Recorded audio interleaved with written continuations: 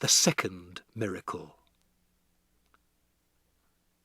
Matilda didn't join the rush to get out of the classroom. After the other children had all disappeared, she remained at her desk, quiet and thoughtful.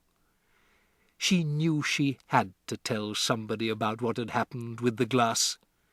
She couldn't possibly keep a gigantic secret like that bottled up inside her.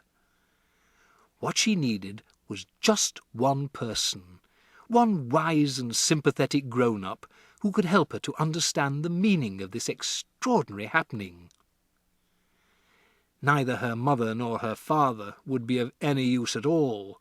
If they believed her story, and it was doubtful they would, they almost certainly would fail to realize what an astounding event it was that had taken place in the classroom that afternoon. On the spur of the moment, Matilda decided that the one person she would like to confide in was Miss Honey. Matilda and Miss Honey were now the only two left in the classroom. Miss Honey had seated herself at her table and was riffling through some papers. She looked up and said, "Well, Matilda, aren't you going outside with the others?" Matilda said, "Please may I talk to you for a moment?" "Of course you may. What's troubling you?" "Something very peculiar has happened to me, Miss Honey." Miss Honey became instantly alert.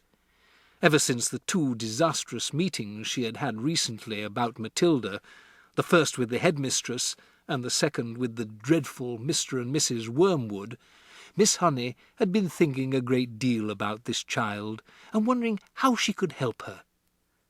And now here was Matilda sitting in the classroom with a curiously exalted look on her face and asking if she could have a private talk. Miss Honey had never seen her looking so wide-eyed and peculiar before. "Yes, Matilda," she said, "tell me what has happened to you that is so peculiar." "Miss Trunchbull isn't going to expel me, is she?" Matilda asked. "Because it wasn't me who put that creature in her jug of water. I promise you it wasn't." "I know it wasn't," Miss Honey said. "Am I going to be expelled?"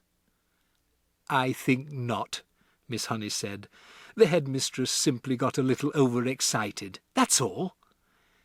"Good," Matilda said.